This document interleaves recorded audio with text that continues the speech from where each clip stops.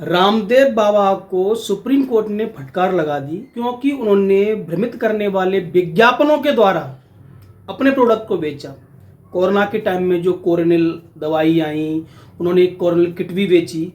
उसके तौर पर उनको सुप्रीम कोर्ट ने फटकार लगाई। उनके बहुत सारे प्रोडक्ट वो ऐसा बोल रहे हैं वो भ्रमित करने वाले, भ्रामक उन्होंने एडवर्टाइजमेंट किया है। देश में बाकी सारी चीज़ें चल रही हैं, चाहे वो विज्ञापन आज की डेट में क्रिकेट से रिलेटेड लोग कर रहे हैं कि ऑनलाइन गेम खेलो, ऑनलाइन टीम बनाओ, आप करोड़ रुपए कमा सकते हो, यानी कि सभी लोग करोड़ रुपए कमा रहे हैं।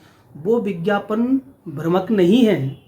या फिर जिनके द्वारा ये केस किया गया था, इंडियन मेडिकल एसोसिएशन IMA, जो कि एक असंवैधानिक संस्था है, कोई संवैधानिक संस्था नहीं है, उसके द्वारा एक मुकदमा दायर किया गया था कि रामदेव बाबा की कंपनी, बालकृष्ण की कंपनी भारत में भ्रामक एडवर्टाइजमेंट करके अपने प्रोडक्टों को बेच रही हैं। जबकि इंडिया में दवा का जितना भी व्यापार है, आपने देखा होगा, ये दवा खा लो आप स्लिम हो जाओगे, ये तेल लगा लो आपके बाल काले हो जाएंगे, जड़ से आ जाएंगे, जितने भी प्रोडक्ट हैं उसमें से 75% भ्रमक ही है, भ्रमित करने वाले हैं। लेकिन देश की न्याय व्यवस्था को मेरा सलाम। नमस्कार दोस्तों, एक बार फिर से स्वागत है आपका मेरे YouTube channel beyond the motivation पर। आजकल कम ही वीडियो बना पा रहा हूँ और साथ बनाने का मन भी नहीं होता क्योंकि ऑडियंस भी नहीं आती, क्योंकि सच्चाई तो किसी को सुननी नहीं है। बहुत सारे लोग भी आ गए हैं, बहुत सारे चैनल भी आ गए हैं जो राजनीतिक के किसी एक पार्टी का पक्ष लेके अपना वीडियो बना देते हैं। मैं किसी भी राजनीतिक पार्टी का पक्ष नहीं लूँगा और आपको सच्चाई बताऊंगा। दोस्तों, रामदेव बाबा को सुप्रीम कोर्ट ने फटकार लगाई है कि कोरोना काल में उन्होंने भ्रमित करने वाले एडवर्टाइजमेंट द्वारा अपनी कोरोनिल किट को बेचा है, अपने बहुत सारे प्रोडक्टों को उन्होंने बेचा है, यानी झूठा दिखा करके, भ्रमित कर करके, यानी उसमें ऐसा इफेक्टिवनेस नहीं है।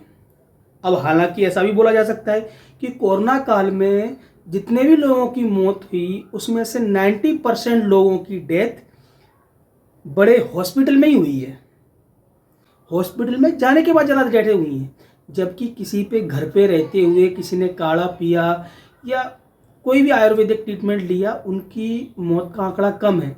लेकिन इंडियन मेडिकल एसोसिएशन इसका एक मुद्दा ऐसे भी जोड़ सकते हैं कि जैसे इलेक्ट्रिक बॉन्ड का हाहाकार मचा हुआ है, तो रामदेव बाबा की कंपनी ने तो किसी को चंदा दिया नहीं, और जितनी भी मेडिकल बड़ी बड़ी कंपनियां, बड़ी बड़ी फार्मा कंपनियां, उन्होंने दवा के जो मौजूदा सरकार चला रही है उस पार्टी को और अपोजिशन पार्टी को, बाकी सब पार्टियों को चंदा दिया है।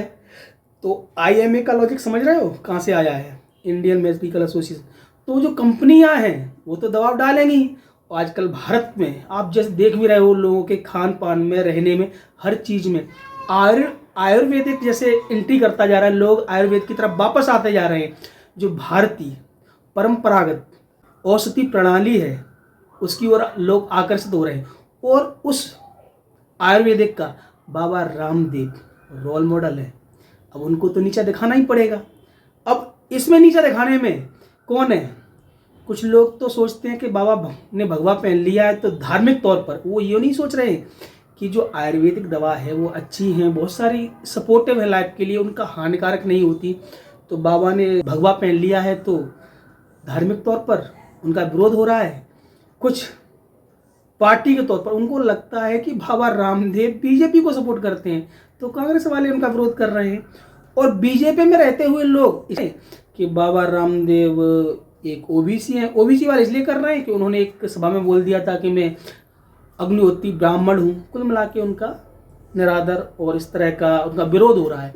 अब मैं बात करता हूँ सुप्रीम कोर्ट का। सुप्रीम कोर्ट ने उनको फटकार भी लगाई और उन्होंने बोला है, उन्होंने वहाँ पे हाथ जोड़ के माफ़ी भी मांगी कि अगर ऐसा लगता है कि हमारे द्वारा गलत हुआ है। पहले सुप्रीम कोर्ट ने आदेश निकाला था तो उन्होंने एडवर्टाइजमेंट बंद कर दिया था, लेकिन वो कह रहा है कि तुमने नहीं माना, शायद कुछ समय के लिए इसे रिफिल वैल्यू दे चुके होंगे तो एडवर्टाइजमेंट चलता रहता है। तो उन्होंने बोला कि आपने मेरी बात नहीं मानी, अवमानना के अंतर्गत आप पर कार्रवाई होगी और आपके हाथ जोड़कर माफ़ी मांगने की भाषा मान्य नहीं की जाएगी। दोस्तों, मैं तो यही कहूँगा कि जो बहुत सारे जो गेमिंग प्लेटफॉर्म हैं जिन पे आप करोड़पति तुरंत बन सकते हो, इतना लाख रुपए कमा सकते हैं, इतने करोड़ रुपए, क्या कोई कमाता है? क्या वो विज्ञापन भ्रमित करने वाले नहीं हैं? क्या जो पेट को कम करने वाले विज्ञापन आ रहे हैं वो भ्रमित करने वाले नहीं है? फलाने पाउडर पी लो आपकी हाइट बढ़ जाएगी, क्या वो विज्ञापन भ्रमित करने वाले नहीं? आप सुबह से शाम तक टेलीविजन खोल लीजिए, जितने भी विज्ञापन आते हैं 90% विज्ञापन भ्रमित करने वाले हैं, जो इंडियन मेडिकल एसोसिएशन के अंतर्गत आते हैं। लेकिन उसी की जगह पर बाबा रामदेव पर कार्रवाई की जाती है।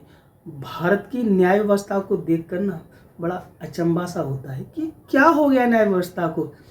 क्या हर जगह ये राजनीतिक रवैया, ये दोहरा रवैया अपनाना न्याय व्यवस्था के लिए उचित है? आप मुझे इस पर कमेंट करके बताइए। मैं एक वीडियो और लेके आऊँगा। जब आपको मेरी राय, मेरा वीडियो अच्छा लगा हो तो प्लीज़ लाइक करें और कमेंट करके बताएं, और मुझे टॉपिक भी सजेस्ट कर सकते हैं। मिलते हैं किसी नई वीडियो, नई जानकारी के साथ। तब तक के लिए धन्यवाद।